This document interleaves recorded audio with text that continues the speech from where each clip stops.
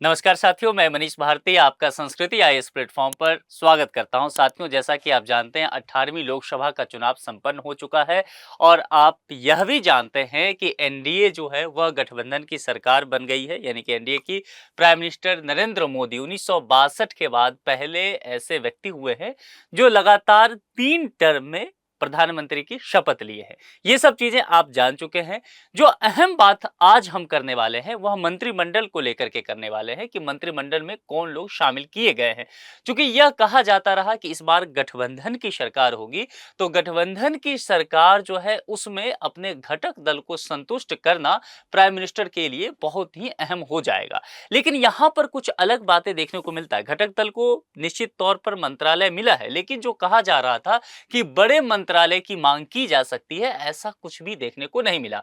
खास करके अगर आप देखें तो बिग 4 या बिग 5 मिनिस्ट्री जो कह सकते हैं उसमें बिल्कुल भी तब्दीली नहीं की गई। जैसे कि होम मिनिस्ट्री की बात करूं, डिफेंस की बात करूं, एक्सटर्नल अफेयर्स की बात करूं, फाइनेंस की बात करूं, या फिर आप रेलवे देख सकते हैं, तो इस सब में कुछ भी बदलाव देखने को नहीं मिला। वही मिनिस्टर रहे जो कि पिछले समय में यानी कि 17वीं लोकसभा में जो मिनिस्टर हुआ करते थे। हाँ, ये बात निश्चित तौर पर कयास लगाया गया कि वित्त मंत्री निर्मला सीतारमण जो है वह बदल जाएंगी और हो सकता है कि दूसरे मिनिस्टर आ जाए। और पीयूष गोयल साहब के नाम की चर्चा चल रहा था, लेकिन वह भी होता हुआ नहीं दिखा।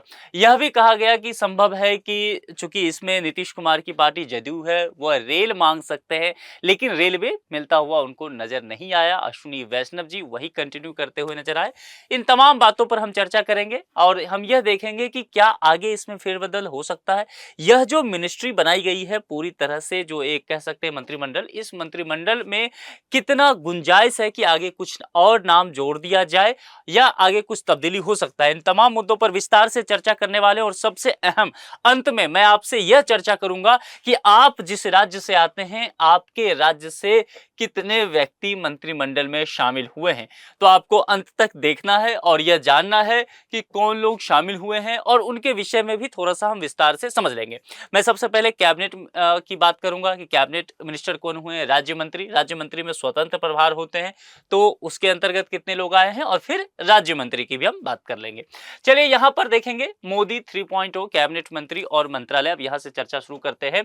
अगर यहां पर देखेंगे तो कैबिनेट मंत्री की बात सबसे पहले प्रधानमंत्री नरेंद्र मोदी है, और वैसे मंत्रालय जो किसी को नहीं दिया गया है, जो पोर्टफोलियो किसी को नहीं मिला है, वो प्राइम मिनिस्टर के पास रहेगा। ठीक है, इसके अलावा अगर यहां से शुरुआत करते हैं तो आप देखेंगे ढेर सारे नाम आपको यहां पर नजर आ जाएगा। खास करके देखें, अमित शाह जो है होम मिनिस्टर रहे हैं। इसके अलावा सहकारिता इन्हीं के पास है। राजनाथ सिंह डिफेंस मिनिस्ट्री संभाल रहे हैं।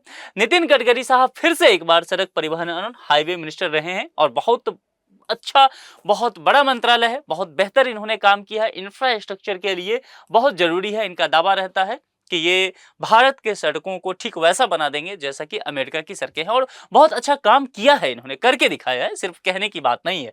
तो यहां पर ये कंटिन्यू करते नजर आ रहे हैं, ये अच्छी बात है। यहां पर अगर आप देखेंगे तो निर्मला सीतारमण जी जो है वित्त और कारपोरेट मामले भी इनको यहां पर दिया गया है। एस जयशंकर बहुत मुखर रहते हैं और विदेशी मामलों पर खुल करके बोलते हैं। पूर्व सिविल सेवक रह चुके हैं, ये आईएफएस ऑफिसर रहे हैं, ये विदेश मंत्री पहले भी थे और अभी ये ही विदेश मंत्री रहे। कुल मिलाकर के आप देखेंगे तो 1 2 3 और ये 4 और 5, ये जो 5 बड़े मंत्रालय हैं, इसमें कोई भी तब्दीली नहीं किया गया है। तो ये बिग 5 जो है वह कंटिन्यू रहने वाला है। अब यहां से क्या संदेश सरकार देना चाह रही है? सरकार कुल मिलाकर के यह संदेश देना चाह रही है कि अगला 5 साल जो होने वाला है भारत में, इसमें पॉलिसी मेकिंग के स्तर पर कुछ बहुत बड़ा बदलाव आपको देखने को नहीं मिलेगा। हाँ, कोई चेहरा बदल जाता, होम मिनिस्टर कोई और हो जाते, डिफेंस मिनिस्टर कोई और हो जाते, तो जाहिर सी बात है हम ये समझते हैं कि वह व्यक्ति अपनी सोच के साथ आएगा और फिर वहां से कुछ पॉलिसी मेकिंग में तब्दीली हो सकता है। लेकिन अब जो जो काम इन्होंने पहले किया था उसी काम को आगे कंटिन्यू करना है, तो बहुत बदलाव अब आपको देखने को नहीं मिलेगा।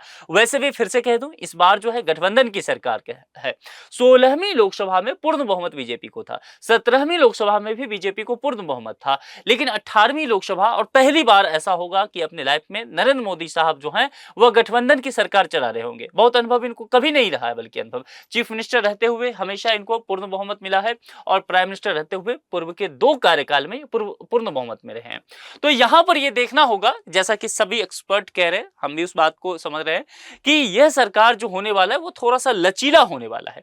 इसमें जो है सरकार आगे बढ़कर के कुछ भी फैसले अपने हिसाब से नहीं ले सकती, अपने घटक दलों से विचार विमर्श करना होगा। तो सरकार ने बहुत सेफ खेला है शुरुआत में ही। जब कल मंत्रिमंडल का बंटवारा किया जा रहा था तो शुरुआत में प्रधानमंत्री साहब ने मीटिंग में कह दिया था कि आप सबों में से लगभग जो लोग काम कर रहे थे पहले से वो मंत्रालय उन्हीं के पास रहेगा, तो बहुत तब्दीली नहीं की जाएगी। तब यह संकेत आ गया था, बाद में यह स्पष्ट हो गया कि हाँ तब्दीली नहीं हुई है। अब यहां पर कुछ नाम, कुछ नए चेहरे बदले हैं और बड़े चेहरे आए, जैसे कि जेपी नड्डा। तो जेपी नड्डा जो हैं या बीजेपी के राष्ट्रीय अध्यक्ष अभी भी हैं, लेकिन इनका टर्म जो है एज ए नेशनल प्रेसिडेंट का वो खत्म होने वाला है, तो नए चेहरा वहां पर देखने को मिलेगा। तो पार्टी में इनको बड़ा पद दिया गया था, अब ये पार्टी से सरकार में आ गए हैं और इनको जो दिया गया है स्वास्थ्य परिवार कल्याण और रसायन उर्वरक। देखिए स्वास्थ्य परिवार कल्याण तो है, रसायन और एक उर्वरक यहां पर इनको दे दिया गया है। तो उर्वरक का बहुत ज्यादा यहां पर योगदान होता है, सब्सिडी को लेकर के चर्चा में आता है। तो इसको आप यूपीएससी एस्पिरेंट अगर आप हैं, देखिए बाकी लोग बड़े बड़े चीजें देखेंगे मंत्रालय वहां से बढ़ते चलेंगे, लेकिन एज ए यूपीएससी एस्पिरेंट आपको चीजों को ठीक से समझना पड़ेगा, बिटवीन द लाइन स्टडी करनी पड़ेगी, शब्द पे ध्यान देना पड़ेगा। यदि आप उर्वरक को लेकर के, एग्रीकल्चर को लेकर के आप सजग हैं तो यहां आप समझ पाएंगे कि जेपी नड्डा साहब को बहुत बड़ी जिम्मेदारी यहां से मिलता हुआ नजर आ रहा है। संभव है आने वाले समय में अब ये जो है नेशनल प्रेसिडेंट नहीं रहने वाले हैं बीजेपी की। एक नाम जिस पर बहुत ज्यादा चर्चा था, शिवराज सिंह चौहान, चूंकि ये मध्य प्रदेश के मुख्यमंत्री थे, इन्हीं के नाम पर चुनाव लड़ा गया और वहां पर पार्टी जीत करके भी सरकार सत्ता में आ गई, लेकिन इन्हें चीफ मिनिस्टर नहीं बनाया गया।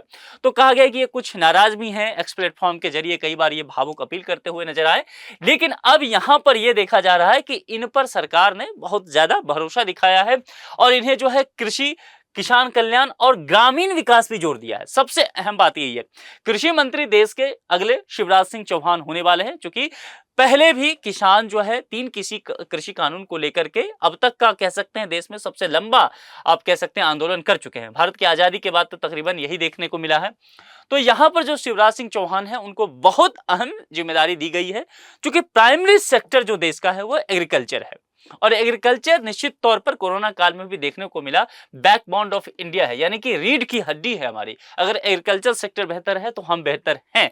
तो यही अब देखना पड़ेगा कि यहां से निश्चित तौर पर, जैसा मैंने कहा कि इसमें आपको होम मिनिस्ट्री में, डिफेंस में, सड़क परिवहन में, वित्त में और ये जो है फॉरेन एक्सटर्नल अफेयर्स में, इसमें बहुत तब्दीली पॉलिसी मेकिंग के लिए आपको नहीं देखने को मिलेगा, लेकिन ये चीज अब आपको यहां देखने को मिलेगा। मध्य प्रदेश के जब मुख्यमंत्री रहे थे, इन्होंने एग्रीकल्चर में वहां बहुत अच्छा काम किया था। तो अब ये देखना होगा कि क्या भारत के स्तर पर भी वही चीजें ये इंप्लीमेंट करवा पाते हैं। आने वाले समय में भारत में आपको कृषि नीति तब्दील होते हुए नजर आएगी। इसके अलावा एक चीज जो मैंने पहले भी कहा, यदि आप यूपीएससी एस्पिरेंट, आप आईएएस ऑफिसर बनना चाहते हैं, तो बाकी लोग किसी खबर को किस तरह से लेते हैं, समझते हैं, वो उन पर छोड़ दीजिए, लेकिन आपको कुछ बेहतर समझना पड़ेगा, तभी आप में और उनमें अंतर स्पष्ट हो पाएगा। और यहां पर देखिए एक शब्द लिखा हुआ है ग्रामीण विकास मंत्रालय। यह अपने आप में एक बहुत बड़ा मंत्रालय है, ठीक है। अब यहां पर एक दिलचस्प चीज देखने को मिला है, मैं भी कल जब मंत्रिमंडल का बंटवारा हो रहा था, पोर्टफोलियो दिया जा रहा था, तो मैं भी बड़ा चौंक गया इस चीज को देख करके कि हुआ क्या है यहाँ पर।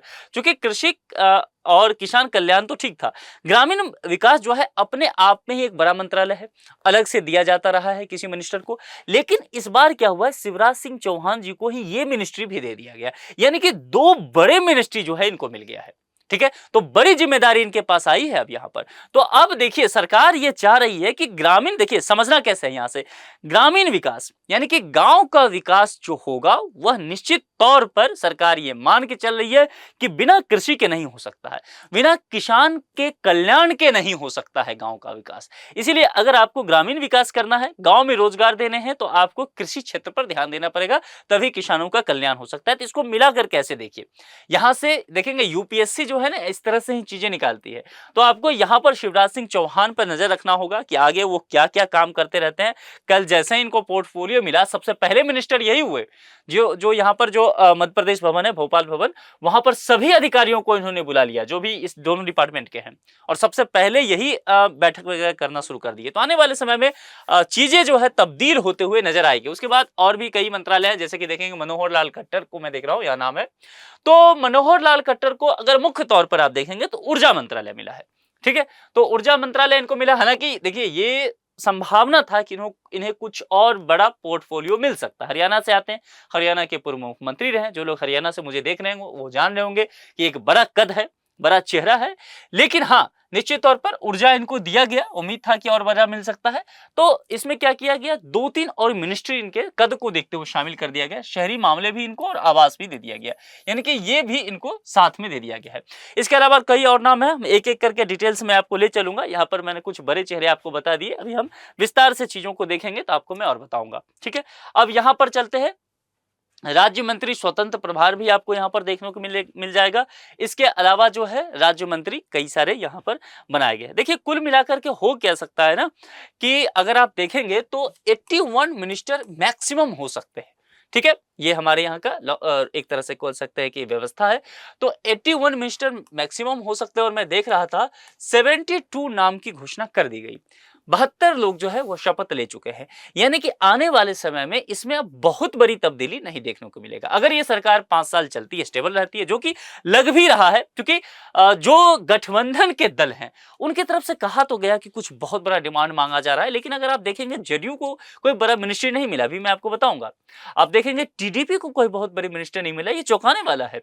उसके अलावा अगर आपको मैं बताऊं तो एलजेपी जो कि रामविलास चिराग पासवान है, उनको भी कुछ बड़ा मिनिस्ट्री मिलता हुआ नहीं आया। तो क्या डील है, सरकार क्या सोच रही है अपने घटक दलों के साथ, ये सब आगे समझने की बात होगी। तो ये लगता है कि ये सरकार 5 साल चल सकती है, वैसे समय बताएगा, भविष्य के घर में किसी ने नहीं देखा है। लेकिन ये सरकार अगर चलती है तो आप देख पाएंगे कि कमोबेश यही कैबिनेट इसको रन करता हुआ नजर आएगा। हो सकता है 2026 में ये सरकार चल जाती है। ये सरकार कब से कब रहेगी, 2024 से लेकर के 2029 तक, इतने समय तक ये गवर्नमेंट रहने वाली है। लेकिन एक चीज बता दूं, एक दिलचस्प वाकया होने वाला है इस देश में 2026 में।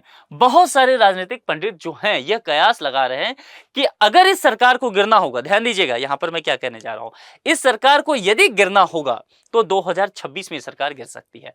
मध्यावर्ती चुनाव जो है वह 2026 में देश में हो सकता है। संभव है कि यहां पर जेडीयू या टीडीपी अगर समर्थन लेती है तो यहीं पर लेगी 2026 में।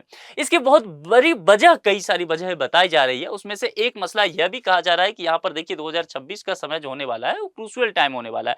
अगले ही साल जो है बिहार 2025 में, वहां पर बिहार में जो है विधानसभा का चुनाव होने वाला है, और 2027 में जो है वह उत्तर प्रदेश में का विधानसभा चुनाव होने वाला है। तो यहां पर वन नेशन वन इलेक्शन का आपको थ्योरी पता है।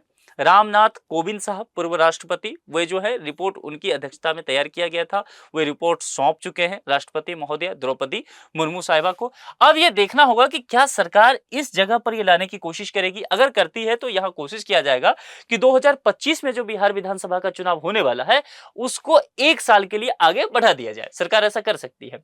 और 2027 में अगर 1 साल ये बढ़ जाता है तो बिहार का चुनाव 2025 से 2026 के विधानसभा चुनाव आ गया। उत्तर प्रदेश में 2027 में है, तो यहां पर 5 साल 2027 में यूपी में पूरेगा, इसको पीछे कर लिया जाए 2026, 1 साल पहले कर लिया जाए, यानी कि 4 साल में विधानसभा चुनाव करा लिया जाए। कई और ऐसे राज्य में इलेक्शन होने वाला बाकी है। तो यहां पर इस विधानसभा चुनाव का असर जो है केंद्र की सरकार पर पड़ने वाला है, क्योंकि उत्तर प्रदेश और बिहार यहां पर शामिल आपको नजर आ रहा है। तो आगे चल करके ये चीजें कैसे होगा, क्योंकि अभी हरियाणा वगैरह भी चुनाव होने वाला है, दिल्ली में इलेक्शन होने वाला है। तो कई विधानसभा का चुनाव जो है वह केंद्र में जो गठबंधन की सरकार अभी है एनडीए की, इसके स्वास्थ्य पर क्या असर पड़ेगा ये तय करने वाली है। कमोवेश यदि ये सरकार चल जाती है तो मेरा कहने का तात्पर्य है कि आपको यही कैबिनेट देखने को मिलेगा। इस कैबिनेट में बहुत बड़े स्तर पर फेरबदल देखने को नहीं मिलेगा। हाँ, 72 में से 9 मिनिस्टर और हो सकते हैं आने वाले समय में, वह 9 मिनिस्टर आपको दिखेंगे, क्योंकि जिस जिस राज्य का विधानसभा चुनाव होने वाला है आप देखेंगे इस लिस्ट में, मैं भी आपको बताऊंगा वे नाम इसमें शामिल किए गए हैं। संभव है समय के साथ कुछ और नाम इसमें शामिल किए जाए या कुछ लोगों को फेरबदल किया जा सकता है, कहीं और दिया जा सकता है और कुछ लोगों को कोयर मंत्रालय लिया जा सकता है, लेकिन बहुत बड़े स्तर पर आपको तब्दीली देखने को नहीं मिलेगा। ये मसला आप समझ में आ गया। अब चलिए कुछ डिटेल्स से इनके बारे में देख लेते हैं। जैसा अमित शाह जी के बारे में तो मैंने पहले बता ही दिया, राजनाथ सिंह के बारे में चर्चा हमने कर लिया, निर्मला सीतारमण जी के बारे में चर्चा कर लिया, लेकिन एक नाम जो बहुत अहम होने वाला है और उस नाम पर हम चर्चा करते हैं और यह नाम जो है वह अश्विनी वैष्णव जी का है। भाजपा के लीडर और पूर्व सिविल सेवक भी रहे हुए हैं और ओडिशा से आते हैं, राज्यसभा सांसद ये हैं, तो लोकसभा का जाहिर सी बात है ये चुनाव नहीं लड़े हैं। एक बात समझ में आ गया। इनको जो मिनिस्ट्री दिया गया है इसको लेकर के हम बात करते हैं। रेलवे पहले से भी इनके पास था और रेलवे ही कंटिन्यू रखा गया था। रेल मिनिस्टर रहते हुए इनके कार्यकाल में कई बड़ी रेलवे दुर्घटना हुई और भारत की जो सबसे बड़ी बड़ी रेलवे दुर्घटनाएं हुई वह इनके कार्यकाल में हुआ। हालांकि मिनिस्टर ये बहुत अच्छे हैं, बहुत तत्परता से इन्होंने काम किया है, लेकिन ठीक है, मानवीय भूल कह सकते हैं, तकनीकी खराबी कर सकते हैं, इनके हिस्से ये चीज रिकॉर्ड में आना था, तो ये दुर्भाग्यवश वश कह सकते हैं कि इनके हिस्से में ये चीज आया है। लेकिन दो तीन बात आपको यहाँ पर गौर करना होगा। रेलवे मिनिस्ट्री तो इनको पहले भी था, अभी भी है, यानी कि इसमें तब्दीली देखने को नहीं मिलेगा। कहा जा रहा था कि रेलवे जो है वह जदयू के पास चला जाएगा, क्योंकि बिहार के पास जो है रेलवे मिनिस्ट्री लंबे अरसे से रहता आया है। लेकिन पिछले मोदी सरकार के अगर आप 10 साल का कार्यकाल देखेंगे तो इसमें यह परिपाटी बदला है। अब यहां पर यह देखना होगा कि ये रेलवे मिनिस्टर कितने दिन और रहते हैं या यही कंटिन्यू करेंगे, क्योंकि देना होता सरकार को अगर जदयू को या टीडीपी को तो ये मिल गया होता, लेकिन फिलहाल इनको मिला है तो ठीक है। ये जो है इंजीनियर है, आईटीएन है, पूर्व आईएएस रहे हैं। यहां पर दो तीन बातें और समझिए। आईबी मिनिस्ट्री इनको दे दिया गया, सूचना प्रसारण इनको दे दिया गया, इंफॉर्मेशन एंड ब्रॉडकास्टिंग। अब ये मिनिस्ट्री बहुत इंपॉर्टेंट है। आप यूपीएससी एस्पिरेंट है, फिर मैं कह रहा हूं, आप सिर्फ ये गृह, रक्षा, विदेश, वित्त मंत्रालय समझ के मत रह जाइए। चाय के दुकान पर चर्चा करने के लिए मिनिस्ट्री काफी अच्छी है, लेकिन अगर आप यूपीएससी एस्पिरेंट है तो आपको तह तक जाना होगा, मिनिस्ट्री के चीजों को समझना होगा, बारीकी से रूबरू होना होगा और सूचना प्रसारण मंत्रालय आपके लिए बहुत जरूरी होने वाला है। इसलिए कि आईबी मिनिस्ट्री आजकल देख रहे हैं सोशल मीडिया को लेकर के और ये जो ओटीटी प्लेटफॉर्म है इसको लेकर के बहुत सारे रेगुलेशन वगैरह लाने की बात की जा रही है। तो इन सब चीजों से इन्हीं जनाब को अब निपटना होगा। ये आगे चल के किस तरह का गाइडलाइंस लाते हैं इसका प्रभाव भारत के प्रत्येक मानस पर पड़ने वाला है। क्योंकि हम सभी मोबाइल फोन यूज करते हैं, हम सभी इंटरनेट का इस्तेमाल करते हैं, हम सभी सोशल मीडिया प्लेटफॉर्म का इस्तेमाल करते हैं, ओटीटी वगैरह का इस्तेमाल करते हैं और इनके द्वारा जो अब नीति निर्माण होगा उसका जन जन पर बहुत बारीकी से असर पड़ने वाला है। तो इसको लेकर के बहुत विवाद भी चलता रहता है, इसके गाइडलाइंस वगैरह को लेकर के। तो अब देखना होगा कि किस तरह से इन सब चीजों से ये निपटने हैं। इसके अलावा एक और चीज ध्यान में दीजिए, इलेक्ट्रॉनिक्स और सूचना प्रौद्योगिकी भी इनको दे दिया गया है। अब कहने का तात्पर्य यह है कि इनके पास 3 बड़े मंत्रालय हैं, ठीक है। तो मेरे नजर में तो अगर मुझसे कोई पूछे सही में, मतलब देखिए, कहने के लिए गृह, रक्षा, विदेश वगैरह अपनी जगह है, लेकिन जो कामकाज की चीजें देखेंगे ना, अब रेलवे समझिए कितनी बड़ी मिनिस्ट्री है ना। हम सभी लोग जो है रेलवे से कितने जुड़े हुए हैं। इसके अलावा सूचना प्रसारण के बिना तो हमारा जीवन ही नहीं चल सकता, इलेक्ट्रॉनिक सूचना प्रौद्योगिकी के बिना भी यही हाल है। तो 3 बड़ी मिनिस्ट्री इनको दिया गया है। अब ये देखना होगा कि 3 बड़ी मिनिस्ट्री ये कंटिन्यू इनके पास रहता है या कोई एक मिनिस्ट्री लेकर के आगे किसी व्यक्ति को दिया जा सकता है। यही मैं कह रहा था, विधानसभा चुनाव जैसे जैसे नजदीक आएंगे आपको चीजों में तब्दीली देखने को मिल सकता है। अगर ये तीनों मिनिस्ट्री इनके पास कंटिन्यू रहता है और तीनों बहुत बड़ी मिनिस्ट्री है, बहुत कामकाज है, तो फिर इन्हें 1 मिनट की भी फुर्सत नहीं होने वाली है। ये बहुत ज्यादा फाइलों में लगे रहेंगे, लगातार इन्हें काम करना पड़ेगा और लगातार जो है ये मेहनत करते रह जाएंगे, फिर भी इनके मिनिस्ट्री का काम खत्म होने वाला नहीं है। क्योंकि ये तीनों मिनिस्ट्री इस तरह की मिनिस्ट्री हैं कि जो जनता से डायरेक्ट कनेक्टेड रहता है और लोगों के हित के लिए काम करना पड़ता है डे पर डे। अब यहाँ पर देखिए, नागरिक उड्डयन मंत्रालय, इस मंत्रालय को लेकर के चर्चा था। ज्योतिरादित्य सिंधिया वे कांग्रेस पार्टी से आए, बीजेपी में शामिल हो गए, अपने कुछ विधायक को लेकर के आए, तो बड़ा पद उस समय मिला था, मंत्रालय सीधे मिला और सिविल एविएशन दे दिया गया भारत सरकार के द्वारा। बहुत अच्छा मंत्रालय था। इस बार उन्हें यह नहीं मिला था कि अगर सबको कंटिन्यू किया गया है तो इनको भी कंटिन्यू किया जाएगा, लेकिन ये चीजें देखने को नहीं मिला। राम मोहन नायडू ये टीडीपी से आते हैं, यहां ध्यान देना है, ये डील यहां पर जाकर के टीडीपी अड़ गई। चंद्रबाबू नायडू की पार्टी यहां पर अड़ गई कि नहीं भैया, हमें आप सिविल एविएशन दीजिए। तो यहां पर समझौता करना पड़ा सिंधिया साहब को। सिंधिया साहब की बात हम करेंगे अभी, फिलहाल आप देख लीजिए यहाँ पर जो है राम मोहन नायडू के पास ये मंत्रालय जाता हुआ नजर आ रहा है। पिछली बार ये मंत्री नहीं थे, तो ये चीजें अब इनके विषय में आप समझिए, क्योंकि तीसरी बार जो है लगातार सांसद बने हैं, तो संसद भवन में रहने का इनका अनुभव तो रहा है, मिनिस्टर पहली बार बने हैं। जेपी नड्डा साहब का मैंने बात कर ही लिया, और मैंने कहा था कि जेपी नड्डा साहब को जो है यहाँ पर आपको स्वास्थ्य परिवार कल्याण और सबसे अहम मैंने आपको कहा था रसायन के साथ साथ उर्वरक इनको मिला है, और सब्सिडी वगैरह को लेकर के भारत में उर्वरक की बहुत चर्चा हो रही है। आपको एज ए यूपीएससी एस्पिरेंट इस बात पर बहुत ध्यान देना पड़ेगा, और जेपी नड्डा साहब की मंत्रालय क्या क्या करने वाली है इस पर आप नजर बनाए रखिएगा।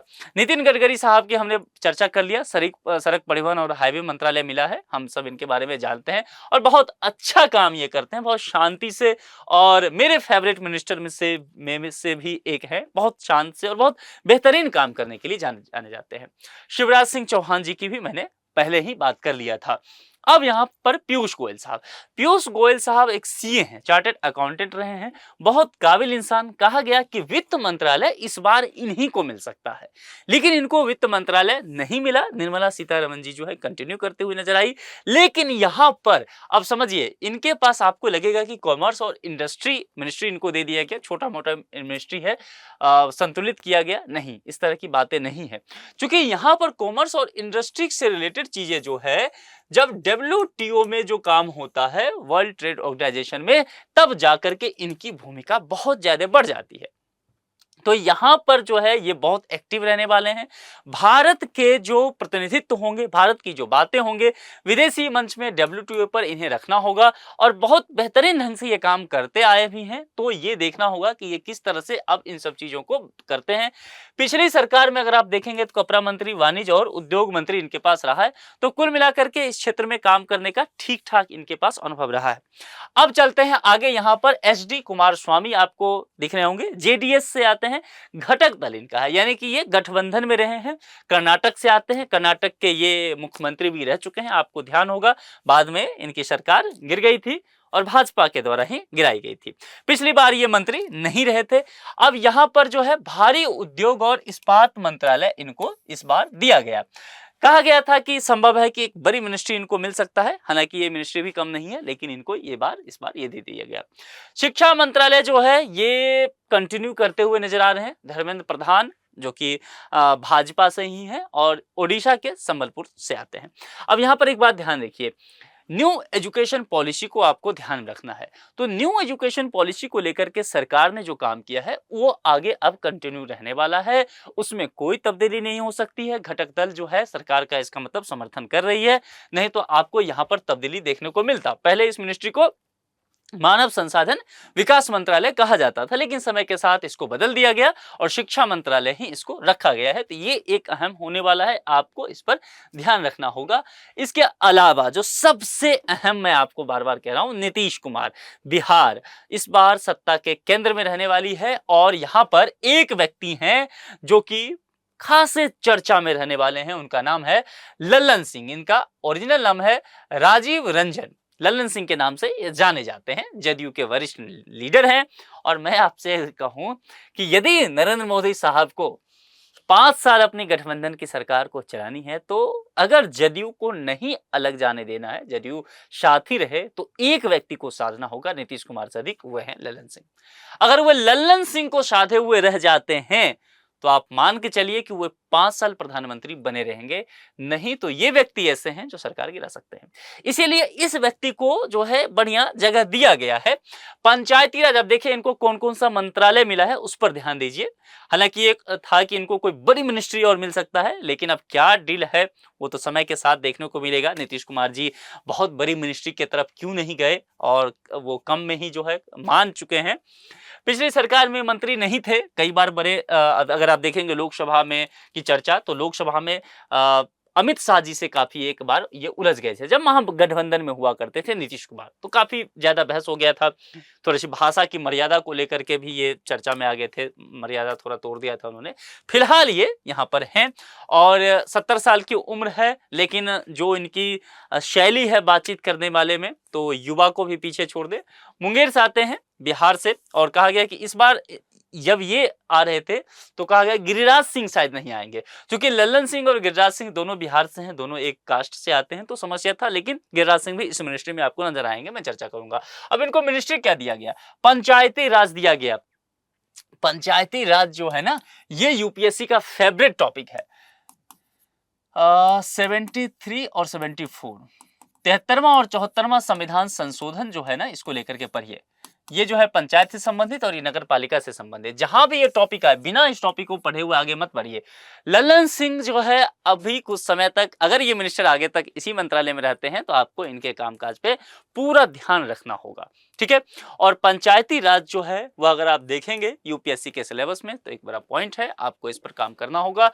फिशरीज इनको दिया गया है। समय के साथ जो इकोनॉमी की बात की जा रही है उसमें कहा जा रहा है कि मत्स्य पालन का योगदान बढ़ना चाहिए, क्योंकि किसानों की आय दोगुनी करने की जो बात कही जा रही है उसमें फिशरीज पर ध्यान देना पड़ेगा। इसके अलावा पशुपालन और डेयरी मिनिस्ट्री भी इनको दे दिया गया है। तो ये चीजें जो है यहाँ पर दोनों ही पॉइंट बहुत ज्यादा इंपॉर्टेंट होने वाला है, क्योंकि वही बात, किसानों की दोगुनी आय जो है वह पशुपालन और डेयरी के बिना संभव नहीं हो सकता है। तो कई बार आपको लगता होगा कि बहुत चर्चा में रहने वाला यह मंत्रालय नहीं है, लेकिन बहुत अहम मंत्रालय है यूपीएससी के पॉइंट ऑफ व्यू से, यूपीएससी के सिलेबस के नजरिए से ये सबसे अहम मिनिस्ट्री और में से एक है। इसीलिए इसके वेबसाइट पे लगातार जाकर के आपको देखना पड़ेगा इसके कामकाज को लेकर के।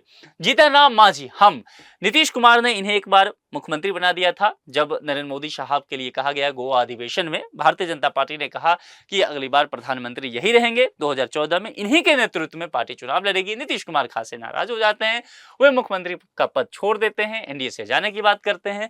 जीतन राम मांझी को बिहार का मुख्यमंत्री बना देते हैं। जीतन राम मांझी को रिमोट कंट्रोल बनाना चाहते हैं, लेकिन जीतन राम मांझी अपने तौर तरीके से काम करने लग जाते हैं। कुछ समय बाद ही इनसे कहा जाता है नीतीश कुमार के द्वारा कि सत्ता छोड़ दीजिए, मैं फिर से मुख्यमंत्री बनना चाहता हूं। लेकिन ये बगावत पर उतर जाते हैं, नहीं मानते हैं। फिर इनके पास जो है बहुमत, वो विधायक अपने पास मिला लेते हैं, नीतीश कुमार फिर से मुख्यमंत्री बनते हैं। लेकिन ये चुप नहीं बैठते हैं, ये जदयू से बाहर निकल जाते हैं। इन्होंने अपनी सेपरेट पार्टी बना ली और उस पार्टी का नाम हो गया हम। मामला समझ में आ गया। उसके बाद जो है ये चर्चा में आए, हालांकि फिर से ये जो है महागठबंधन में भी चले गए थे। अभी जो है एनडीए के साथ हैं। यहाँ पर ये लोकसभा से जीत के आए हैं, गया सीट से लगातार ये लड़ते रहे हैं। तो 80 साल के हैं, पिछली सरकार में जाहिर सी बात है मंत्री नहीं रहे थे। तो यहाँ पर ये समझिए इनको एक मिनिस्ट्री दिया गया है और ये मिनिस्ट्री जो है एमएसएमई है। अब मुझे ये बताने की जरूरत तो नहीं है ना, एमएसएमई पढ़ाते हुए बताते हुए कि ये यूपीएससी के हिसाब से कितना जरूरी है। मुझे ये तो नहीं बताना है ना कि एमएसएमई इस देश की अर्थव्यवस्था को संभालने के लिए कितनी जरूरी मिनिस्ट्री है। तो एक जो सबसे अहम मिनिस्ट्री दे दिया गया है वह जीतन राम मांझी को मिला है। अब ये देखना होगा कि ये इस मिनिस्ट्री को चलाते कैसे हैं, क्योंकि ये बहुत अहम मंत्रालय है।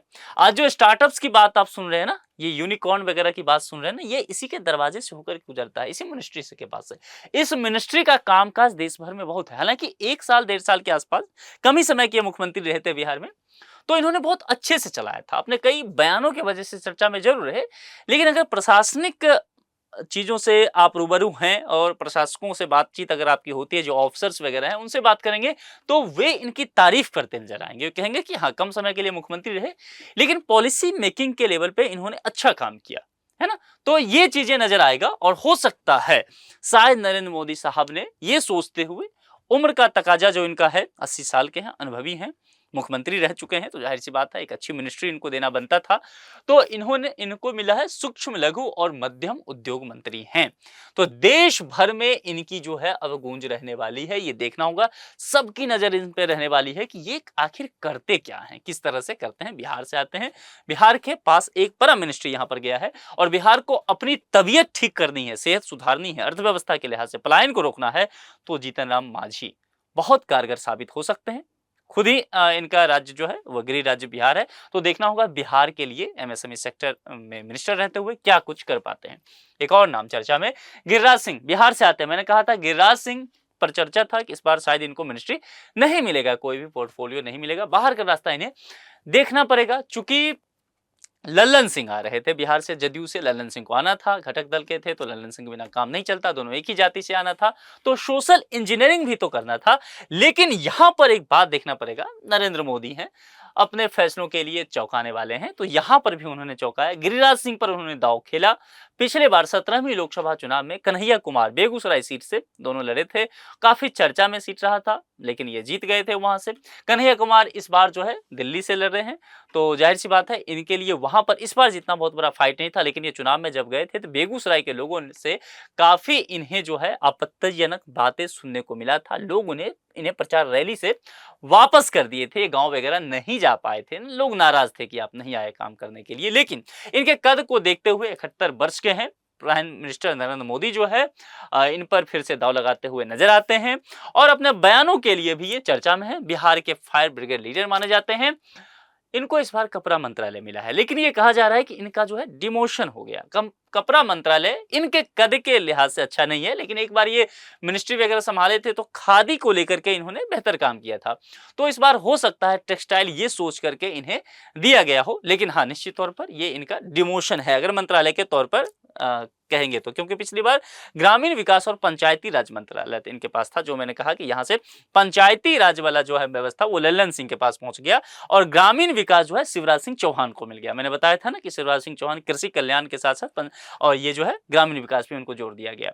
तो इनको अब देखिए, थैंक्स इनको कहना पड़ेगा मोदी साहब का कि इनको मिलने वाला ही नहीं था कोई मिनिस्ट्री, तो कपड़ा मंत्रालय मिल गया। चूंकि स्मृति ईरानी पहले कपड़ा मिनिस्टर हुआ करती थी और स्मृति ईरानी इस बार जो है अमेठी से चुनाव ही हार गई, ठीक है, तो गवर्नमेंट को लगा कि चलो कुछ देने की बात ही नहीं है।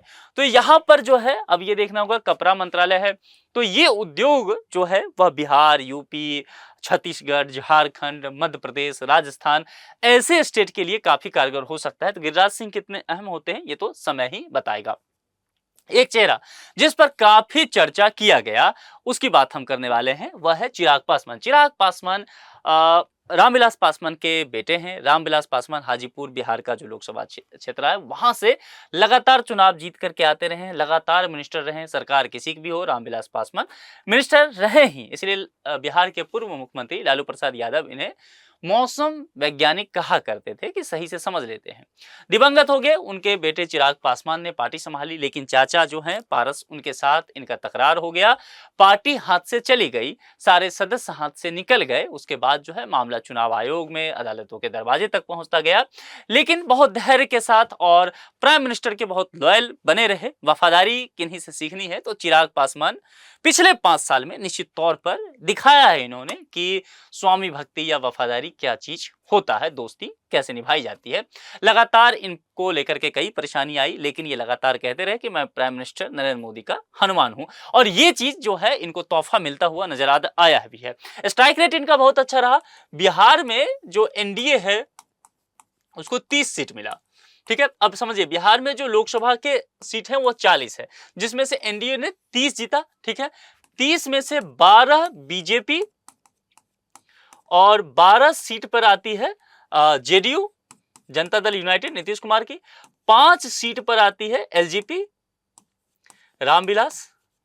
इनके पार्टी का बाद में नाम ये तब्दील हो गया, एलजेपी पहले हुआ करता था, फिर ये रामविलास हो। पहले बंगला छाप इनका हुआ करता था, लेकिन जब पार्टी 2 भागों में विभक्त हो गया तो चुनाव आयोग ने इन्हें ये हेलीकॉप्टर छाप दे दिया। मामला समझ में आ गया। और ये हो गया, और एक हम से भी आता है, कितना हो गया 24 और 6 30, तो ये 30 सीट जो है ये लाए। तो हम में देखिए यहाँ पर जीतन राम मांझी को भी मंत्री पद मिल गया। यहाँ पर बीजेपी से तो हैं ही कई सारे चेहरे हैं, जदयू से ललन सिंह और भी एक मिनिस्टर हैं, एलजेपी से यहाँ पर अगर आप देखेंगे तो चिराग पासवान आते हैं। और चिराग पासवान को जो है बहुत युवा चेहरे हैं, आजकल नेशनल क्रश बहुत लोग कहने लगे हैं, रील्स वगैरह में आप देखिएगा तो ये चलने लगे हैं। बहुत सधे हुई बातें करते हैं, फिल्म भी बना चुके अभिनेता रहे हैं, और फिर अब जो है अपने पिता के ही सीट से, हाजीपुर सीट बिहार से जीत करके आए हैं। और शिक्षा की बात करेंगे तो काफी पढ़े लिखे इंजीनियर से, समझदारी से बात करने के लिए जाते हैं। उम्र 42 साल है, अविवाहित अभी हैं, ठीक है। पिछली सरकार में मंत्री नहीं रहे थे, सांसद निश्चित तौर पर रहे। आरजेडी के शिवचंद्र राम को 1.7 लाख वोट से हराया था, तो ठीक ठाक वोट से हरा करके यहां तक ये पहुंचे हुए हैं। अब जरा इनके मिनिस्ट्री की बात करते हैं। चिराग पासवान युवा हैं, नए चेहरे हैं, नए मंत्री बने हैं, लेकिन जरा मिनिस्ट्री पर ध्यान दीजिएगा। फिर से मैं कह रहा हूं, खाद्य प्रसंस्करण मंत्रालय, फूड प्रोसेसिंग मिनिस्ट्री इनको दिया गया है। ये इनके फादर के पास भी हुआ करता था मिनिस्ट्री, ठीक है। रामविलास पासवान जी कई मंत्रालय उन्होंने संभाला, लेकिन इस मंत्रालय पे हमेशा उनकी नजर रही, सरकार किसी की भी हो, इस मंत्रालय को लेकर के वो बहुत इमोशनल हुआ करते थे, रखते थे अपने पास। तो खाद्य प्रसंस्करण मंत्रालय अब यूपीएससी के लहजे से सोचिए, आपको लगेगा कि यार चिराग पासवान को कोई और जो है तूफानी सा मंत्रालय दिया जाना चाहिए था, जो हमेशा चर्चा में रहता है। ध्यान रखिए, चिराग पासवान को इसमें से जितने मिनिस्ट्री को मंत्रालय मिला है, सबसे बेहतरीन मंत्रालय से मिला है, क्योंकि ये एक ऐसी जगह है ना जिसका सेवन हम सब कहते हैं। आप सोचिए कि फूड प्रोसेसिंग कितनी जरूरी है आज के लिहाज में, और कहा जा रहा है कि इंडिया का जो फ्यूचर होने वाला है वह इसी क्षेत्र में होने वाला है। तो इसीलिए कि युवा को यह मिनिस्ट्री दिया गया है। अब यह देखना होगा कि इतनी बड़ी जिम्मेदारी चिराग पासवान कैसे निभाते हैं, और ये जो खाद्य प्रसंस्करण मंत्रालय है, इसको भारत की रीढ़ कैसे बना पाते हैं, इन पर सबकी नजर अब बने रहेगी। ठीक है, तो चलिए बिहार के जिम्मे एक चीज और जाता है, और यह देखना होगा कि बिहार जो निश्चित तौर पर भारत का एक पिछड़ा राज्य है, तो यहां पर खाद्य प्रसंस्करण मिनिस्ट्री इनके पास गया है। बिहार में बहुत ज्यादा इसकी संभावना है, उत्तर प्रदेश में बहुत ज्यादा संभावना है। तो इन सब राज्यों के लिए कितना काम कर पाते हैं, हम के जो संस्थापक हैं, मैंने पहले भी कहा जितन राम मांझी, उनको एमएसएमई मिनिस्ट्री मिला है, ये देखना होगा कितना कर पाते हैं। गिरिराज सिंह जो है उनको मिला है कपड़ा मंत्रालय। तो बिहार और उत्तर प्रदेश के लिए इस बार बहुत अच्छा होने वाला है। देखना होगा कि उनके मिनिस्टर कितने काम कर पाते हैं। स्वतंत्र प्रभार को लेकर के बात करते हैं। स्वतंत्र प्रभार के तहत जो राज्य मंत्री जितेंद्र सिंह जो है जम्मू कश्मीर से आते हैं, बहुत अहम चेहरा है और प्रधानमंत्री के बहुत करीबी माने जाते हैं। अगर आप आईएएस ऑफिसर वगैरह बन जाते हैं तो इनसे बहुत काम आपका पड़ता रहेगा। क्या है स्वतंत्र प्रभार में? विज्ञान और प्रौद्योगिकी, पृथ्वी विज्ञान दिया गया है। राज्य मंत्री, प्रधानमंत्री कार्यालय, परमाणु ऊर्जा, अंतरिक्ष कर्मचारी, जन शिकायत पेंशन। देख रहे हैं, ये जन शिकायत पेंशन कर्मचारी, ये सब जो है वही सिविल सर्विसेज वगैरह से, काम वगैरह से जुड़ा हुआ है। तो ये चीजें आपके लिए बहुत ज्यादा जरूरी होने वाला है। जम्मू कश्मीर में 5 लोकसभा का क्षेत्र था इस बार। अगर उसमें देखेंगे, कश्मीर में 3 था घाटी में और 2 था जम्मू संभाग में। तो एक तो जम्मू हो गया, दूसरा हो गया उधमपुर। तो उधमपुर से ये आते हैं। ठीक है, अब चलिए एक बात करते हैं स्वतंत्र प्रभार, योजना सांख्यिकी और कार्यक्रम क्रियान्वयन संस्कृति, राव इंद्रजीत सिंह भाजपा, इनको दिया गया है। अब यहां से राज्य मंत्री स्वतंत्र प्रभार शुरू हो जाते हैं। जयंत चौधरी इंपॉर्टेंट है, इनको लेकर के बात कर लेते हैं। पिछली सरकार में मंत्री नहीं हुआ करते थे, और ये जो है आरएलडी से आते हैं, घटक दल के व्यक्ति हैं ये। और देखिए यहां पर एक बात है कि स्वतंत्र प्रभार इनको दिया गया राज्य मंत्री को लेकर के, शिक्षा में दिया गया, कौशल विकास और उद्यमिता स्वतंत्र प्रभार में आया। अब यहां पर जो सभी लोगों को लग रहा था कि इनको कोई बड़ा मंत्रालय मिल सकता है, कोई कैबिनेट मिनिस्ट्री मिल सकती है, लेकिन ऐसा होता हुआ नहीं नजर आया। तो ये देखना होगा कि जयंत चौधरी कितने नाराज हैं या खुश हैं इस पद को लेकर के, वो तो समय बताएगा। लेकिन हाँ, यह कोशिश था, ये कहा गया था कि इनको बड़ी मिनिस्ट्री मिल सकती है। इनके दादाजी जो हैं वो प्रधानमंत्री रहे हुए हैं देश के, चौधरी चरण सिंह जी किसान नेता माने जाते थे और पश्चिमी यूपी के कद्दावर नेता, पश्चिमी यूपी, हरियाणा, इन सब क्षेत्रों के कद्दावर नेता माने जाते थे। और इनके पिता जो हैं, जिनका नाम है अजीत चौधरी।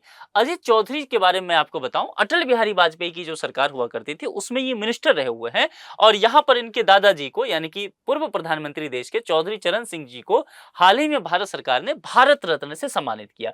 तो इसको भी चुनाव से जोड़ करके देखा गया था। अब ये जो है घटक दल एनडीए के बने और इनको एक मिनिस्ट्री मिलती हुई, स्वतंत्र प्रभार राज्य मंत्री मिलता हुआ नजर आया। अब ये देखना होगा आगे चल करके ये कितने दिन तक बने रहते हैं, आगे चल के क्या होता है। नित्यानंद राय फिर से एक बड़े चेहरे हैं बिहार के। एक वक्त बिहार के तो मुख्यमंत्री पद के उम्मीदवार बनाए जाते थे। नित्यानंद राय जो है भाजपा से आते हैं, गृह मंत्रालय इनको दिया गया है और ये स्वतंत्र प्रभार के तहत हैं, गृह राज्य मंत्री इनको बनाया गया है। पिछली सरकार में भी ये थे और इस बार देखते हैं कि कितना कर पाएंगे। बिहार से आते हैं तो फिर से एक बिहार के लिए निश्चित तौर पर यह है बराबर होगा कि कितना कर पाते हैं वहां के लिए। अनुप्रिया पटेल जो है अपना दल एस से आती हैं, घटक दल से हैं। अनुप्रिया पटेल को स्वास्थ्य एवं परिवार कल्याण मंत्रालय और रसायन एवं उर्वरक यहाँ मिलता हुआ इनको नजर आया है राज्य मंत्री के तौर पर। पी चंद्रशेखर पेन्नासानी टीडीपी से फिर यहाँ आते हैं, ये घटक दल से आते हैं। और इस तरह से बहुत सारे चेहरे आपको देखने को मिलेगा। रामदास अठावले भी जो है यहाँ पर आपको जो है इस बार चुनाव नहीं लड़ा था इन्होंने, लेकिन बावजूद भी है इनको मंत्रालय दिया गया है। तो पिछली सरकार में सामाजिक न्याय और अधिकारिता राज्य मंत्री थे, इस बार जो है इनको सामाजिक न्याय एवं अधिकारिता राज्य मंत्री ही दे दिया गया है। रामनाथ ठाकुर जो है चर्चा में इसलिए कि जदयू से, घटक दल से आते हैं। तो सोशल इंजीनियरिंग को जस्टिफाई करते हुए ये यहाँ पर नजर आते हैं। राज्यसभा सांसद हैं, बिहार से 71 वर्ष के हैं, 12वीं पास ही हैं और पिछली बार जो है मंत्री ये नहीं रहे थे, चुनाव इस बार लड़े ही नहीं। बिहार के पूर्व मुख्यमंत्री कर्पूरी ठाकुर हुआ करते थे। तो कर्पूरी ठाकुर के बेटे हैं ये, और इसी साल कर्पूरी ठाकुर को भी भारत सरकार ने भारत रत्न से सम्मानित किया था, उसे भी चुनाव से जोड़ करके देखा गया। और इस बार इनके बेटे को सोशल इंजीनियरिंग, जैसा मैंने कहा, बिहार और उत्तर प्रदेश में या देश भर में सोशल इंजीनियरिंग की जाती है। राजनीति के लिए ये बहुत लाजमी होता है ताकि विभिन्न वर्गों को संतुष्ट किया जा सके। जदयू के लीडर हैं और कृषि एवं किसान कल्याण जो है राज्य मंत्री के तौर पर यहाँ पर आए हैं, राज्यसभा से आते हैं। खाद्य प्रसंस्करण एवं रेलवे, ये नाम आपको दिख रहा है ना, ये नाम चर्चा में रहा है। रवनीत सिंह बिट्टू 48 वर्ष के हैं। देखिए, हम बात क्या है, लुधियाना से आते हैं, पंजाब से। मजे की बात बताऊं, ये चुनाव हार गए थे और चुनाव हारने के बावजूद भी प्रधानमंत्री इस पर विश्वास जताते हैं और इन्हें मिनिस्टर बनाते हैं। ध्यान देना है कि पंजाब को साधने के लिए बहुत जरूरी है। अमित शाह जी एक बार इनसे कहे थे कि बड़ा आदमी मैं तुम्हें बना दूंगा, वो चीज यहाँ पर देखने को मिलता है। पिछली बार मंत्री नहीं रहे थे और कांग्रेस के अमरिंदर सिंह राजा से 20,000 वोटों से हारे हैं, तो मार्जिन बहुत कम रहा था। बहुत क्लोज फाइट इन्होंने दिया, बहुत बहादुरी से ये चुनाव लड़ते हुए वहां पर नजर आए। लेकिन ठीक है, दुर्भाग्यवश ऐसा हुआ। राजनीति है, कोई हारेगा कोई जीतेगा, लेकिन फिर भी इन पर विश्वास जताया गया और इनको मंत्रालय का हिस्सा बनाया गया। चलिए आगे बढ़ते हैं। और अंत में ये बड़े चेहरे थे जिस पर मैंने बात किया। कुछ चेहरे आपको नजर नहीं आएंगे, जैसे स्मृति ईरानी की बात मैंने कहा, स्मृति ईरानी आपको नजर नहीं आएंगे। कपड़ा मंत्रालय उनके पास था, पहली बार जो कैबिनेट हुआ था उसमें चुनाव वो हार भी गई थी अमेठी से। उस समय उनको तो मानव संसाधन विकास मंत्रालय दे दिया गया था, उस वक्त शिक्षा मंत्रालय नहीं हुआ करता था। बाद में बहुत विवाद में नाम आया, फिर शिफ्ट कर दिया गया, कहा गया डिमोशन हो गया, कपड़ा मंत्रालय रहा उनके पास। इस बार चुनाव ही अमेठी से नहीं वो जीत पाई। तो ये सब चीजें रहा, वे अब चेहरा नहीं रह जाएंगे, आपको मंत्रिमंडल का चेहरा नहीं दिखेंगे यदि सरकार राज्यसभा वगैरह से ला करके उन्हें कोई पोर्टफोलियो ना दे, तो जैसे कि पहली बार हुआ था। दूसरी एक चीज आपको और दिखेगा, अनुराग ठाकुर यहाँ पर आपको नाम में नहीं दिखे होंगे। तो अनुराग ठाकुर जो है वो जीते हैं, ये सही बात है कि वे चुनाव जीते हैं, हिमाचल प्रदेश से आते हैं, लेकिन फिर भी उनको कोई मंत्रालय नहीं दिया गया, जबकि इससे पहले उनके पास मंत्रालय था, आईबी मिनिस्ट्री वही संभाल रहे थे।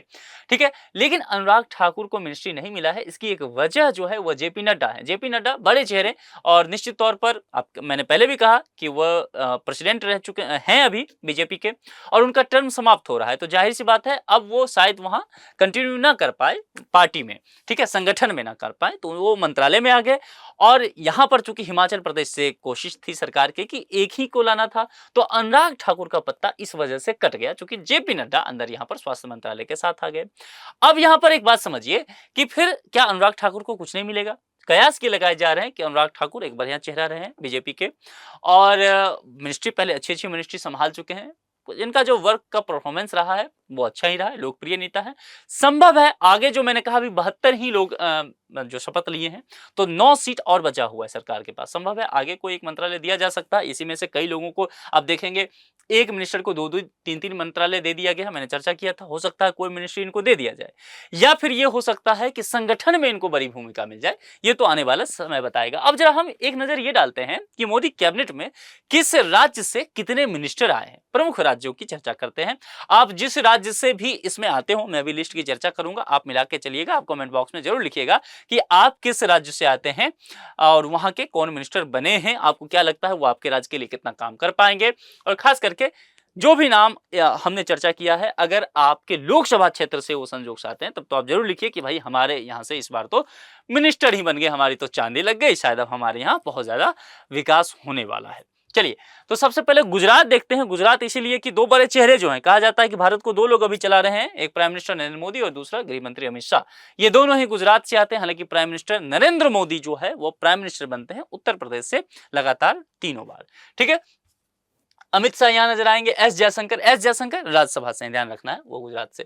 मनसुख मंडाविया पहले जो है स्वास्थ्य मंत्री हुआ करते थे, अब वो नहीं स्वास्थ्य मंत्री है। इनके पास मेरे ख्याल से स्पोर्ट्स मिनिस्ट्री चला गया है, खेल मंत्रालय इन्हीं के पास गया है। सीआर पाटिल और नीमूबेन बम्भनिया ये भी जो आते हैं वो गुजरात से। तो गुजरात से 5 मिनिस्टर आए। हिमाचल जेपी नड्डा, एक मैंने कहा हिमाचल से एक ही आना था, अनुराग ठाकुर का पत्ता कटा। ओडिशा देखिए, अश्वनी वैष्णव चुनाव नहीं लड़ते हैं, राज्यसभा से आते हैं। धर्मेंद्र प्रधान चुनाव लड़े हैं, और जो है जुएल ओरम, इन्हें भी उड़ीसा से लाया गया है। तो ये 3 नाम उड़ीसा से देखने को मिलता है। उड़ीसा के एक बड़े चेहरे और हैं, राष्ट्रीय प्रवक्ता हुआ करते हैं संबित पात्रा। तो संबित पात्रा पूरी लोकसभा सीट से चुनाव लड़े हैं, पिछली बार हार गए थे 17वीं लोकसभा चुनाव में, इस बार जीते हैं। लेकिन उन्हें मिनिस्ट्री में नहीं शामिल किया गया है। आपको मैं एक बात बता दूं, उड़ीसा में पहली बार विधानसभा चुनाव जो है बीजेपी जीती है, तो वहां अब ये देखना होगा कि मुख्यमंत्री कौन बनते हैं, और संबित पात्रा मुख्यमंत्री के रेस में एक नाम है। तो आने वाला समय बताएगा कि क्या होगा, क्योंकि वहां पर जो है बहुत समय बाद जो है वहां की सरकार को हटाया गया है, बीजू जनता दल को हटाया, नवीन पटनायक बहुत अरसे तक मुख्यमंत्री वहां लड़े हैं। कर्नाटक को देखेंगे, निर्मला सीतारमन एचडी के वो उसमें आए थे, प्रहलाद जोशी, शोभा कंदरलाजे, बी सोमन्ना, जो ये 5 नाम यहाँ पर आए। पश्चिम बंगाल शांतनु ठाकुर और सुकांत मजुमदार इसमें शामिल किए गए हैं। पंजाब से रमनीत सिंह बिट्टू चुनाव हारने के बाद भी यहाँ पर इन पर दाव खेला गया। महाराष्ट्र पीयूष गोयल, नितिन गडकरी, प्रताप राव जाधव, रक्षा खड़से, रामदास अठावले इलेक्शन नहीं लड़े हैं, लेकिन बावजूद यहाँ पर मिला है इनको। मुरलीधर मोहोल, गोवा से श्रीपद नायक को यहाँ पर लाया गया है।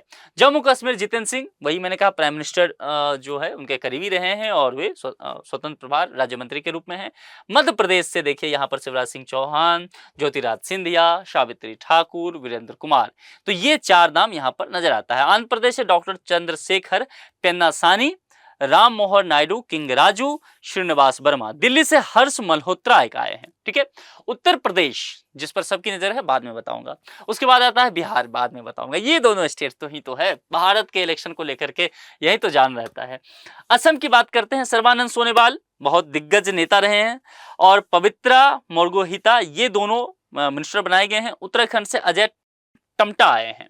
अरुणाचल से किरण रिजिजू साहब जो है इस बार फिर से अरुणाचल से आए हैं, और दिग्गज नेता रहे। पहले कानून मंत्रालय था, फिर बाद में इनका मिनिस्ट्री चेंज कर दिया गया। कहा गया कि जो कई बार सुप्रीम कोर्ट को लेकर के, कॉलेजियम वगैरह को लेकर के काफी तकरार चला, कहा गया इनका डिमोशन हुआ। इस बार फिर से इनको मिनिस्ट्री मिलता है। उसके अलावा राजस्थान की चर्चा करें, राजस्थान से गजेंद्र सिंह शेखावत फिर से मिनिस्टर बने हैं, अर्जुन राम मेघवाल फिर से, भूपेंद्र यादव फिर से, और भागीरथ चौधरी। तो 4 नाम। हरियाणा से ML खट्टर साहब की बहुत चर्चा हुआ हैं, राव इंद्रजीत सिंह और कृष्णपाल गुर्जर, सोशल इंजीनियरिंग यहाँ आपको देखने को मिलेगा। केरल को लेकर के सुरेश गोपी, जॉर्ज कुरियन, सुरेश गोपी यहाँ पर आपको चर्चा में देखने को मिल गए हैं। इनके बारे में मुझे बताइए, सुरेश गोपी के विषय में आप क्या जानते हैं, क्योंकि बहुत चर्चा में रहे। मिनिस्ट्री संभालने के बाद भी इन्होंने कहा कि मैं अपने मिनिस्ट्री के बारे में सबसे पहले स्टडी करूंगा, फिर समझूंगा और फिर काम करूंगा। तो बहुत दिलचस्प बात है, अच्छी बात है। मिनिस्टर को चीजें समझना चाहिए, एक्सेप्ट करना चाहिए कि भाई हम इस विषय में बहुत नहीं जानते हैं, तो पहले हम सीखेंगे, ये अच्छी बात है। तेलंगाना जी किशन रेड्डी, बंदी संजय, तमिलनाडु से एल मुरुगन, और झारखंड से संजय सेठ, अन्नपूर्णा देवी जो है 4 संभाल चुकी हैं, और मेरे ख्याल से इनके पास महिला और बाल विकास मंत्रालय गया, एक बार चेक कर लीजिएगा, आप मुझे कमेंट बॉक्स में बताइए। छत्तीसगढ़ से तोखन साहू, 2 स्टेट मैंने छोड़ दिया था, चलिए दोनों स्टेट की बात करते हैं। मैंने कहा उत्तर प्रदेश और बिहार, उत्तर प्रदेश और बिहार पर सरकार इस बार बहुत मेहरबान रहने वाली है, और इसके अलावा जो है आंध्र प्रदेश पर भी मेहरबान रहेगी, क्योंकि टीडीपी वहां से है, गठबंधन में है, तो होगा ही। लेकिन वे जो जगह दो जहां से अगर आपको दिल्ली की सत्ता संभालनी है, गद्दी पे बैठे रहना है, तो आपकी ट्रेन जो है पटना और लखनऊ से होकर के दिल्ली पहुंचनी चाहिए। तो इस बार बिहार में पटना ने तो ठीक ठाक कर दिया, 30 सीट दिया है, हालांकि पिछली बार 39 था, 40 में से 39 सीट जो है बिहार ने दे दिया था। इस बार थोड़ा सा परफॉर्मेंस गिरा, लेकिन फिर भी कहा एग्जिट पोल में तो बिहार की स्थिति बहुत खराब था, लेकिन फिर भी देखने को सही मिला, 30 तक मामला संभल गया। चूंकि कारण था चिराग पासवान की पार्टी, स्ट्राइक रेट बहुत अच्छा रहा, 100% का 5 सीट मिला था, 5 के 5 जीत के निकाल दिए। उत्तर प्रदेश को लेकर के बड़ा समस्या आ गया। उत्तर प्रदेश को यहाँ पर बीजेपी जो है वो चूकती नजर आई। यहाँ पर 80 सीट था, लेकिन ये लोग सिमट गए। 37 सीट के साथ समाजवादी पार्टी है जो है यहाँ की सबसे बड़ी पार्टी बन के उभरी। तो एक बात रहा, अब यहाँ पर ये देखना होगा, चूंकि आप जानते हैं फैजाबाद सीट जहाँ के अयोध्या आता है, बीजेपी राम मंदिर बनवाने के बावजूद भी अयोध्या में, फैजाबाद में चुनाव हार जाती है। तो उत्तर प्रदेश को लेकर के रणनीति बनाना पड़ेगा, बिहार को लेकर भी काम करना पड़ेगा। बिहार से बहुत सारे मिनिस्टर आए हैं, ढेर लगा दिया है। उत्तर प्रदेश की सबसे पहले समझते हैं हरदीप सिंह पुरी को बड़ा मिनिस्ट्री मिला है। राजनाथ सिंह निश्चित तौर पर, जयंत चौधरी, जितिन प्रसाद जो है इनको राज्य मंत्री दिया गया है। उसके अलावा जितिन प्रसाद कांग्रेस से आते हैं, कांग्रेस के दिग्गज लीडर रहते हैं और फिर बीजेपी में शामिल हो जाते हैं, वहां अवसर नहीं मिलता और लगता है कि यहाँ पर अच्छा काम कर सकते हैं। पंकज चौधरी, BL वर्मा, अनुप्रिया पटेल, कमलेश पासवान, SP सिंह बघेल, ये 9 नाम जो है वह उत्तर प्रदेश से आते हैं। इस 9 नाम पे थोड़ा गौर से देखिएगा तो आपको सोशल इंजीनियरिंग बड़ी जबरदस्त दिखेगा। इसके अलावा क्षेत्र को भी साधने की कोशिश की गई है। बिहार की चर्चा करूं तो चिराग पासवान दलित चेहरा है, युवा है, पहले भी बताया, स्ट्राइक रेट बहुत अच्छा रहा। गिरिराज सिंह दिग्गज नेता रहे, हिंदूवादी छवि दी है। जीतन राम मांझी दलित नेता है, गया से आते हैं और इनको एमएसएमई मिनिस्ट्री मिल गया है। रामनाथ ठाकुर मैंने कहा राज्यसभा से आते हैं, मिला। लल्लन सिंह, इस पूरी सरकार को चलाने के लिए एक व्यक्ति जो सबसे अहम है, इसको हमेशा खुश करके प्राइम मिनिस्टर को रखना होगा। व्हाट्सएप वगैरह पर इनसे लगातार बातें करना होगा, कुछ रील्स वगैरह भेजते रहिए, दोस्ती बनाए रखिए, डिनर वगैरह करते रहिए, तो वो लल्लन सिंह है। लल्लन सिंह को बहुत अच्छे से डील करना होगा प्राइम मिनिस्टर को, नहीं तो ये व्यक्ति सरकार गिरा सकते हैं, एकदम मान के चलिए। नित्यानंद राय हैं, राजभूषण हैं और सतीश दुबे हैं। 8 नाम यहाँ से आया है। तो सबसे ज्यादा नाम देखेंगे उत्तर प्रदेश से 9 देखने को मिलेगा, इसके अलावा बिहार से 8 देखने को मिलेगा। कुल मिलाकर के जनसंख्या और क्षेत्रफल के हिसाब से बात करिए तो उत्तर प्रदेश की जनसंख्या जो है अब तकरीबन जो है वह 25 करोड़ के आसपास है और बिहार का जो है 15 करोड़ के आसपास होगा। इस हिसाब से अगर आप देखेंगे क्षेत्रफल के हिसाब से भी यूपी सबसे बड़ा है। तो यहाँ पर 9 और बिहार को 8। तो आप पूरे मंत्रिमंडल में अगर आप एक स्टेट पर नजर दौड़ाएं तो आप बताइए कौन सा स्टेट आपको सबसे ज्यादा दिख रहा है चर्चा में? हुआ बिहार। बिहार सबसे चर्चा में रहा है, बिहार को सबसे ज्यादा महत्व दिया गया है, बिहार को अच्छी अच्छी मिनिस्ट्री दी गई है। अगर आप सही से समझेंगे तो बिहार को अच्छी चीजें मिली है, क्योंकि चिराग पासवान हो, चाहे गिरिराज सिंह हो, जीतन राम मांझी हो, रामनाथ ठाकुर हो, लल्लन सिंह हो, नित्यानंद राय, राजभूषण, सतीश दुबे, ये सभी बिहार से आते हैं और बड़े बड़े मिनिस्ट्री लेकर के यहाँ बैठे हैं। आगे चल के कुछ नाम और इसमें जुड़ेगा, ये पक्का मान के चलिए। बिहार को कुछ और मिलेगा, यूपी को भी कुछ और मिलेगा, क्योंकि उत्तर प्रदेश में जो विधानसभा का चुनाव है वह 2027 में है और बिहार में जो विधानसभा का चुनाव है वह 2025 में है। तो भला ऐसा कैसे ना हो कि बिहार और यूपी को कुछ तोहफा और ना दिया जाए। तो ये सारी डिटेल्स हो गया है। आप इसके विषय में क्या कहना चाहते हैं कमेंट बॉक्स में बताइए। ये बताइए कि क्या मोदी सरकार ने जो कैबिनेट बनाया है, अपना जो पूरा मंत्रिमंडल बनाया है, आपको कितना बैलेंस लगता है? क्या लगता है कि इस टीम के साथ जो 72 लोग हैं, अभी 81 लोग होने हैं, 72 हैं, तो इस टीम के साथ प्राइम मिनिस्टर नरेंद्र मोदी कितना बेहतर कर पाएंगे? और कहा जा रहा है जो 21वीं सदी है वो भारत की सदी है और भारत समय के साथ जो है विश्व गुरु बनेगा। तो क्या ये टीम वहां तक पहुंचा पाएगी? 2047 तक भारत अपनी आजादी का 100 साल का जब जश्न मना रहा होगा, प्रधानमंत्री कहते रहते हैं कि भारत को हम विकसित देश बना देंगे। क्या लगता है कि ये मंत्रिमंडल बना पाएगी? अपने विचार कमेंट बॉक्स में जरूर लिखिए। आज के इस लेक्चर में इतना ही रखते हैं। किसी दूसरे लेक्चर में किसी दूसरे मुद्दे के साथ आपसे मुलाकात होगी। अपना बेहद ख्याल रखिए। Thank you.